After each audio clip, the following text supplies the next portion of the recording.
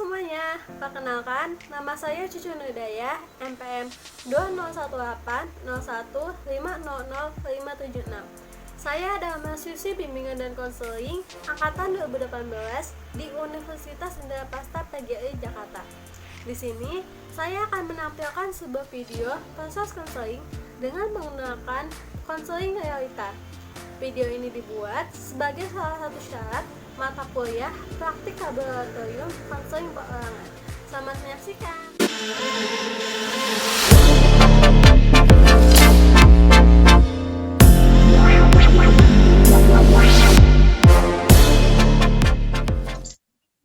Assalamualaikum Bu, selamat siang. Waalaikumsalam, selamat siang Damayanti. Wah, saya senang sekali bisa berkenalan dengan Damayanti hari ini. Iya Bu, saya juga senang bisa berkenalan dengan Ibu. Nah, supaya kita lebih akrab dan juga Damayanti lebih nyaman, Damayanti biasanya dipanggil dengan nama panggilan apa? Saya biasa dipanggil Damai Bu. Oh, baik. Kalau begitu saya panggil dengan nama Damai saja ya. Iya Bu. Nah, Damayanti mungkin sudah tahu nama saya, tapi supaya kita lebih akrab lagi, saya akan memperkenalkan diri terlebih dahulu. Nama saya Cici Nurdaya, Damayanti bisa panggil saya dengan panggilan Ibu Cucu. Baik Bu. Baik kalau begitu. Damayanti bagaimana kabarnya hari ini? Alhamdulillah, kabar saya baik Bu. Syukur kalau begitu. Sekarang Damayanti sedang berada di rumah atau bagaimana? Iya Bu, saya sekarang ada di rumah karena kondisi pandemi ini, jadi saya belum berani untuk keluar rumah. Iya benar. Kondisi seperti ini memang mengharuskan kita untuk selalu tetap di rumah. Iya Bu, benar. Sekarang kegiatan Damayanti sehari-hari yang dilakukan apa saja? Kegiatan saya sekarang hanya sekolah saja Bu. Wah, sudah kelas berapa? Sekarang saya udah kelas 12 Bu. Oh, ternyata sudah kelas 12. Sekolah di mana Damayanti? Saya sekolah di SMA Negeri 1 Bekasi, Bu. Berarti Damayanti orang Bekasi ya? Iya, Bu, benar. Oh, begitu ternyata. Damayanti di rumah tinggal bersama siapa? Saya tinggal sama ayah dan ibu saya, dan kebetulan juga saya anak tunggal di keluarga ini. Ternyata Damayanti anak tunggal ya? Iya, Bu, benar. Nah, berdasarkan apa yang Damayanti sampaikan lewat pesan, Damayanti menemukan kontak saya lewat akun Instagram saya, benar begitu? Iya, Bu, benar.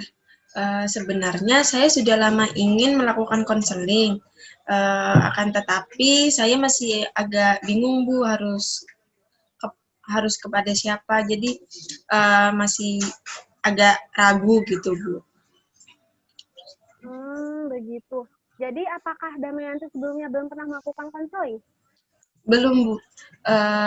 Saya belum pernah melakukan konseling sebelumnya. Oh, apakah di sekolah Damayanti tidak ada guru BK? Ada, Bu. Namun saya sering mendengar dari teman-teman saya bahwa guru BK di sekolah saya itu galak, Bu. Suka menghukum siswa, dan ruangan BK juga sangat seram. Oh, begitu. Tapi sebenarnya BK itu tidak semenyeramkan itu.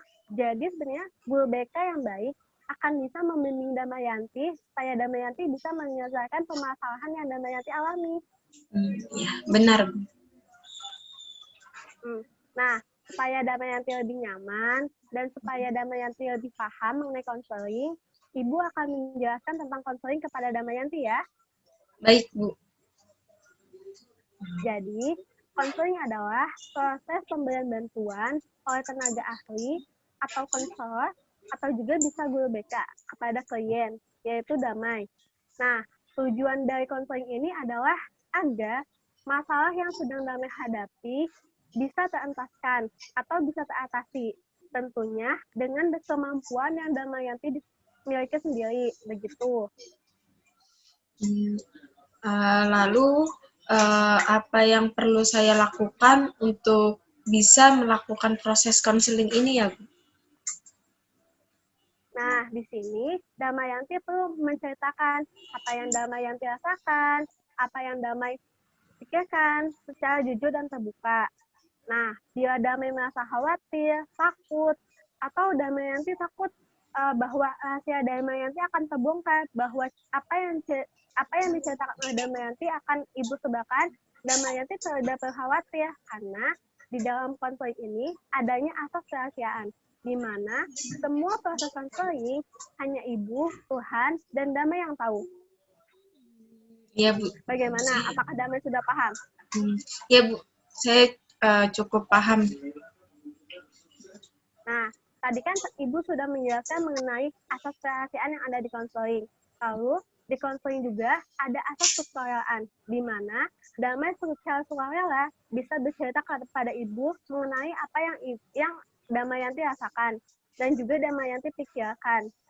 Selanjutnya, ada juga asas kekinian, di mana masalah yang Damayanti ceritakan kepada Ibu adalah masalah yang Damayanti hadapi saat ini, bukan masa lalu ataupun masalah yang ada di masa depan. Namun, bila masalah saat ini berkaitan dengan masalah di masa lalu dan juga di masa depan, Damayanti bisa menceritakannya kepada Ibu. Nah, selanjutnya, ada asas keterbukaan. Seperti yang Ibu katakan di awal bahwa di sini Damayanti harus bisa terbuka dan juga jujur menceritakan apa yang Damayanti rasakan dan juga pikirkan. Dan yang terakhir, adanya asas kemandirian, di mana dalam menyelesaikan masalah yang Damayanti alami, Damayanti menyelesaikannya dengan kemampuan dan juga potensi yang Damayanti miliki. Tentunya melalui bimbingan dan juga pengawasan dari Ibu sebagai konselor. Bagaimana? Apakah sudah paham? Sudah paham, Bu. Alhamdulillah kalau begitu.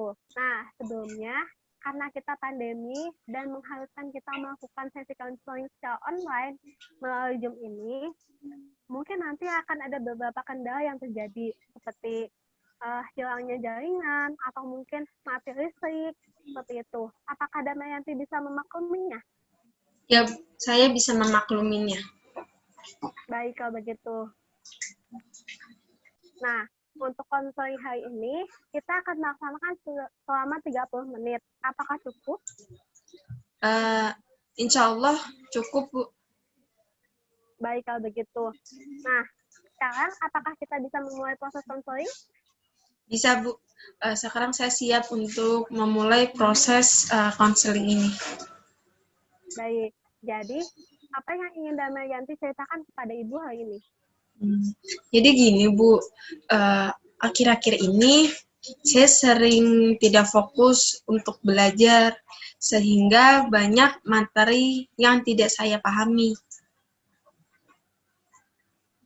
Mengapa hal tersebut bisa terjadi?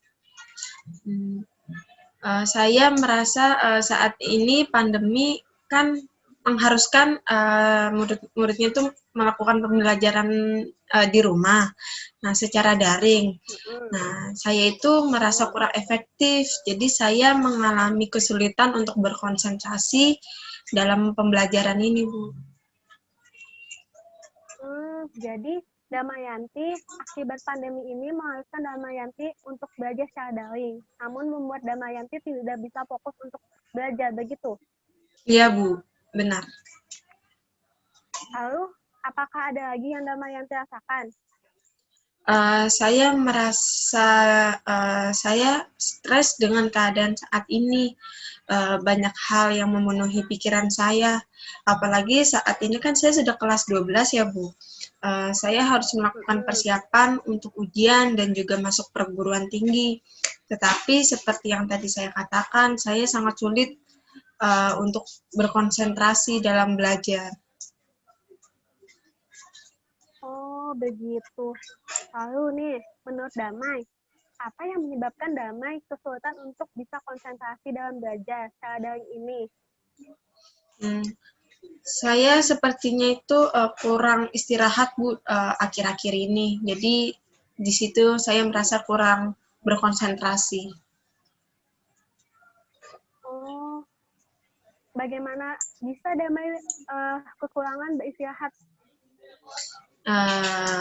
Saya sering begadang, Bu, sehingga saat pembelajaran di pagi hari saya mengantuk. Saya juga sering melewatkan untuk sarapan, bahkan mandi, Bu. Bahkan saya pun juga terlambat untuk bangun. Jadi, alasan damai mengalami kesulitan untuk fokus serta konsentrasi saat pembelajaran daring adalah karena damai sering begadang, sehingga menyebabkan damai melewatkan makan dan juga mandi, begitu? Iya, Bu, benar. Sebenarnya, ketika damai begadang, apa yang damai lakukan? Saat saya begadang sih, saya biasanya mengerjakan tugas sih, Bu. Oh, apakah tugas-tugas yang Damayanti begitu banyak sehingga mengharuskan Damayanti untuk begadang? Sebenarnya sih tidak terlalu banyak. Lalu, Uh, mengapa Damayanti sampai harus begadang? Saya sebenarnya sering menunda-nunda untuk mengerjakan tugas, Bu. Jadi tugas saya numpuk dan saya mengerjakan tugas-tugas saya itu saat udah mau mepet-mepet pelajarannya gitu, Bu. Jadi saya sendiri yang kewalahan untuk mengerjakan tugas-tugas itu. Jadi sebelum-sebelumnya Damayanti sering menumpuk tugas sehingga membuat Damayanti harus begadang demi mengerjakannya ya. Iya, Bu. Nah, sebenarnya apa yang membuat Damayanti menunda-nunda tugas untuk mengerjakan tugas-tugas ini? Saya ketika di rumah banyak yang mengalihkan perhatian saya, Bu, yang membuat saya menunda-nunda tugas tersebut. Oh, apakah bisa Damayanti contohkan secara lebih spesifik? Iya, Bu, misalnya kayak saya suka main media sosial kan, Bu. Jadi karena saya belajar selalu di kamar dan saat ini banyak sekali media sosial yang menarik. Itu yang membuat saya kehilangan fokus dan mengalihkan fokus saya ke media sosial. Jadi ketika di kamar saya pengen itu hanya tidur-tiduran saja sambil bermain sosial media tersebut, Bu. Ya, memang benar. Sosial media itu seperti candu untuk kita. Apalagi di zaman sekarang, banyak aplikasi yang membuat kita ingin selalu memainkannya. Nah, sejauh ini berdasarkan apa yang Damayanti ceritakan kepada saya, Damayanti mengalami kesulitan untuk berkonsentrasi yang disebabkan karena Damayanti sering begadang dan juga sering menunda tugas karena terlalu sering bermain media sosial. Apakah benar begitu? Iya, Bu, benar. Seperti itu, Bu. Nah, sekarang Ibu ingin bertanya, menurut Damayanti nih, Damayanti kan sering menunda-tunda tugas sehingga harus mengerjakannya secara begadang. Serta Damayanti juga terlalu sering bermain media sosial.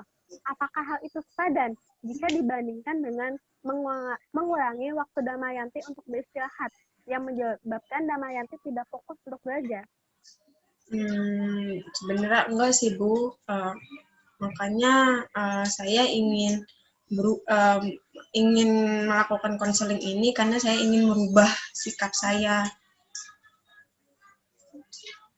Baik, bagus. Damayanti berarti sudah paham dengan kondisi Damayanti. Makanya Damayanti ingin melakukan sesi konseling ini. Nah, kemudian, apakah ada cerita lain yang ingin Damayanti sampaikan kepada Ibu? Iya, Bu, ada, Bu. Tentang apa itu? Jadi gini, Bu, sebenarnya saya memiliki konflik, Bu, dengan salah satu guru mata pelajaran saya di sekolah saat proses daring ini. Oh, mengapa bisa terjadi hal demikian? saya pernah terlambat 2 kali untuk mengumpulkan tugas. Terus saya juga pernah ketahuan tidur, Bu, saat sedang Zoom di mata pelajaran guru saya tersebut. Seperti itu. Menurut Damayanti, apa yang menyebabkan Damayanti terlambat tugas dan juga tidur saat Zoom? Seperti yang tadi, Bu, saya suka menunda-nunda kan, Bu, untuk mengerjakan tugas. Dan saya juga lupa, Bu, untuk mengerjakannya. Terus saya tidur saat mata pelajaran karena saat itu materi yang guru saya sampaikan tersebut sangat membosankan sehingga membuat saya mengantuk, Bu. Begitu ternyata. Apakah menurut Damayanti perilaku seperti itu baik untuk dilakukan? Tentu tidak sih, Bu. Itu tidak sopan dan saya terkesan tidak menghargai guru saya sebenarnya. Bagus, Damayanti sudah bisa mengakui kesalahan dan juga Damayanti sudah paham dengan kondisi ini. Nah, lalu apakah sampai saat ini permasalahan Damayanti dengan guru tersebut masih belum terselesaikan? Belum, Bu. Apakah Damayanti tidak berusaha untuk menghubunginya dan meminta maaf? Belum, Bu. Saya belum melakukannya. Saya terlalu takut untuk melakukannya karena menurut saya ini sudah melewati batas, Bu. Namun saya juga takut jika nilai di mata pelajaran guru saya ini jelek, Bu. Nah, sebenarnya dari semua permasalahan ini, apa yang Damayanti inginkan untuk kedepannya? Untuk ini sebenarnya saya ingin kegiatan saya itu teratur, Bu, sehingga saya bisa kembali seperti semula. Lalu saya juga ingin memiliki hubungan yang baik kembali dengan guru saya tersebut. Bagus. Berarti Damayanti sudah memiliki tujuan apa yang ingin capai. Tadi Damayanti mengatakan bahwa ingin kembali seperti semula. Kembali seperti semula yang bagaimana? Ya, Bu, saya ingin bisa fokus dan berkonsentrasi saat saya belajar. Terus memiliki jam tidur yang teratur, tidak menunda-nunda tugas, serta bisa melakukan persiapan untuk ujian dan juga masuk perguruan tinggi. Bagus. Damayanti sudah memiliki tujuan apa saja hal-hal yang ingin Damayanti capai. Lalu selanjutnya, sebelumnya apakah Damayanti sudah melakukan sesuatu untuk mencapai hal-hal yang Damayanti inginkan tadi?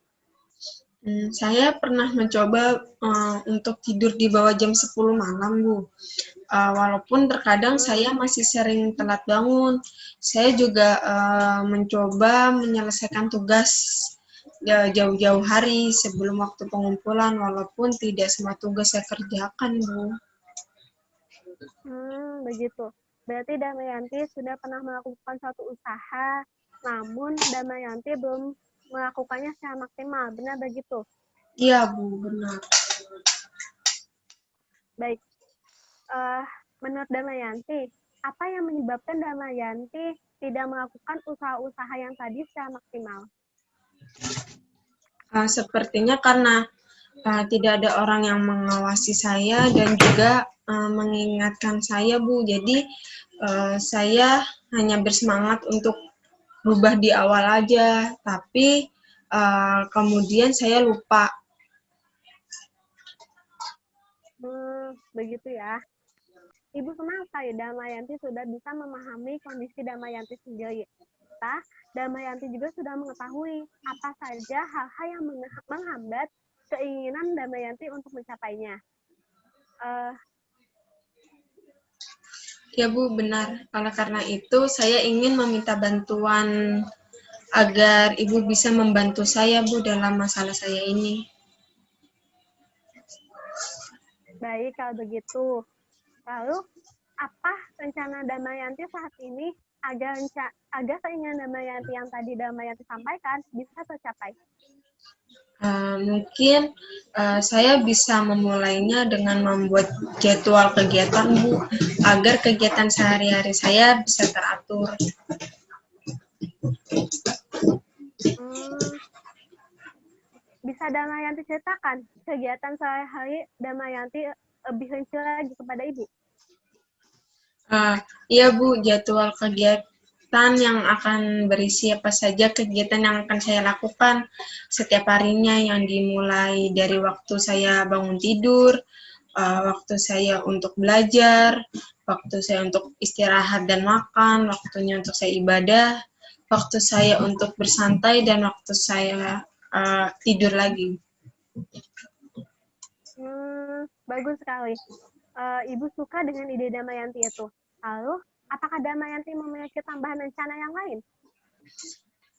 Saya juga bisa membuat jadwal tugas saya, Bu. Misalnya kayak untuk hari Senin, saya akan mengerjakan tugas matematika dan bahasa Indonesia.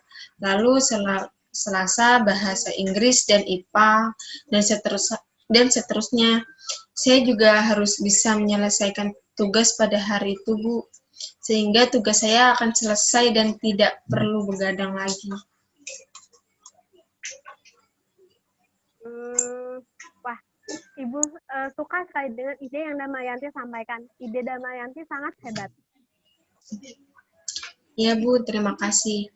Sama ini, Bu, saya juga pernah membaca satu artikel bahwa hidup sehat itu meningkatkan konsentrasi untuk belajar, Bu. Apakah benar, Bu, seperti itu? Iya, itu benar sekali. Dengan kita menjalankan hidup sehat, seperti seperti kita rajin olahraga, menjaga pola makan, makan makanan yang bergizi, dan juga kita tidak begadang, itu akan membuat kita memperkuat daya konsentrasi kita, sehingga kita bisa lebih fokus untuk belajar. Wah, sepertinya saya perlu menerapkannya juga ya, Bu, agar saya selalu bisa berkonsentrasi untuk belajar daring ini. Wah, bagus sekali. Damayanti punya inisiatif yang tinggi. Nah, selanjutnya, tadi kan Damayanti mengatakan bahwa saat ini Damayanti sudah kelas 12. Iya. Nah, apakah Damayanti sudah mempunyai rencana untuk persiapan ujian dan juga masuk perguruan tinggi? Untuk itu mungkin saya akan mencoba menghubungi kakak alumni saya, Bu. Dia kan sudah lulus ya, Bu. Jadi mungkin dia bisa memberikan contoh-contoh soal untuk ujian dan juga tips untuk mengerjakannya. Lalu saya juga harus mencari jurusan dan juga kampus yang memang cocok dengan minat saya, Bu. Bagus sekali itu. Iya, memang dengan kita mencari contoh-contoh soal dan kita berarti untuk mengerjakannya, kita akan memiliki persiapan untuk ujian nanti. Serta memang perlu dipersiapkan dengan matang jurusan dan juga kampus yang ingin kita tuju supaya nanti kita tidak merasa salah memilih jurusan. Nah, rencana yang tadi Damayanti sampaikan itu sudah cukup bagus. Kemudian, mengenai permasalahan Damayanti dengan guru mata pelajaran, apakah Damayanti memiliki sebuah rencana? Saya ingin memperbaiki hubungan dengan guru saya, Bu. Tapi saya masih bingung, Bu, bagaimana cara meminta maaf kepada guru saya tersebut. Begitu ternyata. Karena situasi juga sekarang tidak memungkinkan kita untuk keluar karena pandemi, jadi Damai bisa menghubungi guru tersebut melalui chat dengan kata-kata yang sopan tentunya. Sekarang, saya ingin Damayanti mencontohkan isi percakapan Damayanti ketika ingin meminta maaf kepada guru. Tapi saya takut, Bu, ada perkataan yang salah di saya, Bu. Damayanti tidak perlu takut dan juga khawatir karena nanti saya akan membantu Damayanti untuk mengkoreksinya agar lebih baik lagi. Baik, Bu, jika seperti itu. Mungkin saya memulainya dengan salam seperti Assalamualaikum, Bu. Saya Damayanti. Saya menghubungi Ibu untuk meminta maaf atas perbuatan saya karena saya terlambat untuk mengumpulkan tugas dan tidur saat di mata pelajaran Ibu. Saya berharap Ibu bisa memaafkan saya. Apakah seperti itu, Bu? Itu sudah cukup bagus. Namun, alangkah lebih baiknya, Damai juga memberikan informasi lengkap mengenai data dia Damai, seperti kelas dan juga nomor absen. Lalu, berikan juga kalimat seperti, maaf Bu, bila saya mengganggu waktunya sebelum Damayanti memperkenalkan diri. Kemudian, dalam kalimat permintaan maaf, Damayanti bisa mengekspresikan bahwa Damayanti benar-benar menyesal dan juga Damayanti tidak berjanji untuk tidak melakukannya lagi. Diakhiri dengan kalimat Damayanti bisa menambahkan kalimat terima kasih dan juga salam. Baik, Bu. Saya boleh mencontohkannya lagi, Bu? Tentu boleh, silakan. Assalamualaikum warahmatullahi wabarakatuh. Mohon maaf, Bu, bila saya mengganggu waktunya. Perkenalkan, nama saya Damayanti Diah, nomor absen 10 dari kelas 12 IPA 2. Tujuan saya menghubungi Ibu adalah saya ingin meminta maaf atas kesalahan yang telah saya perbuat di mata pelajaran Ibu. Saya mengakui bahwa saya salah dan menyesal karena terlambat untuk mengumpulkan tugas sebanyak 2 kali dan juga tertidur saat pembelajaran Ibu sedang berlangsung. Saya berjanji saya tidak akan mengulanginya lagi, baik di mata pelajaran Ibu maupun di mata pelajaran lainnya. Saya sangat berharap Ibu bisa memaafkan saya. Terima kasih, Bu. Wassalamualaikum warahmatullahi wabarakatuh. Bagaimana, Bu, permintaan maaf saya tadi? Wah, hebat sekali. Damai sudah mampu membuat permintaan maaf yang tulus. Ya, Bu. Terima kasih, Bu. Nah, sekarang apakah Damayanti yakin bisa melaksanakan hal-hal tadi yang telah Damayanti rencanakan, serta bisa mengirimkan pesan seperti tadi yang telah Damayanti contohkan kepada guru mata pelajaran Damai? Saya yakin, Bu. Bagaimana jika Damayanti tidak melakukannya secara maksimal lagi seperti sebelumnya? Saat ini saya bertekad untuk berubah, Bu. Jadi saya sangat yakin saya bisa melakukannya, Bu. Wah, Ibu senang sekali mendengarnya. Ibu senang melihat semangat Damayanti untuk bisa berubah. Damayanti harus ingat bahwa apa yang Damayanti lakukan saat ini akan berdampak untuk kedepannya. Jadi, bila Damayanti saat ini bertekad untuk berubah menjadi lebih baik, maka kedepannya Damayanti akan menjadi yang terbaik. Serta Damayanti juga harus ingat bahwa guru adalah pahlawan untuk kita, karena mereka yang selalu membimbing kita dan juga memberikan ilmu. Jadi, Damayanti harus selalu bisa menghormati guru. Oke? Baik, Bu. Terima kasih, Bu. Saya akan mengingatnya dan menjadikannya sebagai motivasi saya untuk berubah menjadi yang lebih baik lagi. Syukur kalau begitu, alhamdulillah. Sekarang, bagaimana perasaan Damayanti? Saya merasa lebih nyaman dan juga lega, Bu. Saya juga memiliki semangat yang tinggi untuk bisa berubah. Wah, hebat sekali. Setelah Damayanti melakukan proses konseling, apakah Damayanti masih merasa takut untuk melakukan konseling? Tidak, Bu. Ternyata proses konseling ini sangat menyenangkan dan saya menikmati proses konseling ini, Bu. Alhamdulillah kalau begitu. Nah, untuk kedepannya, apakah akan ada konseling lanjutan? Sepertinya ada, Bu, agar Ibu bisa membantu saya untuk mengevaluasi pelaksanaan rencana yang tadi saya rencanakan. Baik, kalau begitu. Sekiranya, kapan Damayanti bersedia untuk melakukan konseling lanjutan dengan Ibu? Mungkin minggu depan, Bu, di hari dan jam yang sama, apakah Ibu bisa? Tentu Ibu bisa.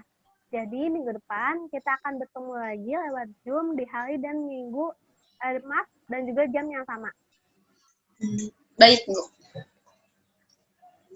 Baik. Nah, sekarang adakah lagi cerita yang ingin Damayanti sampaikan kepada Ibu? Sepertinya tidak ada, Bu. Untuk hari ini mungkin sudah cukup. Baik, kalau begitu, sesi konseling ini bisa kita akhiri. Sebelumnya, Ibu mengucapkan terima kasih karena Damayanti sudah bersedia untuk menghubungi Ibu, dan juga Damayanti sudah mau bercerita secara terbuka kepada Ibu. Ibu berharap yang terbaik untuk Damayanti ke depannya. Amin. Amin. Oh ya, jika nanti Damayanti membutuhkan bantuan Ibu, atau Damayanti merasa tidak nyaman dengan perasaan, pikiran, Damayanti bisa menghubungi Ibu lewat chat. Insya Allah, Ibu akan membantu Damayanti sebisa mungkin. Baik, Bu. Jika seperti itu, saya juga berterima kasih ya, Bu, karena Ibu telah membantu saya dalam proses konseling ini. Iya, sama-sama. Kalau begitu, apakah proses konseling ini bisa kita akhiri? Ya, Bu. Saya juga pamit undur diri, Bu. Assalamualaikum. Baik, kalau begitu. Waalaikumsalam.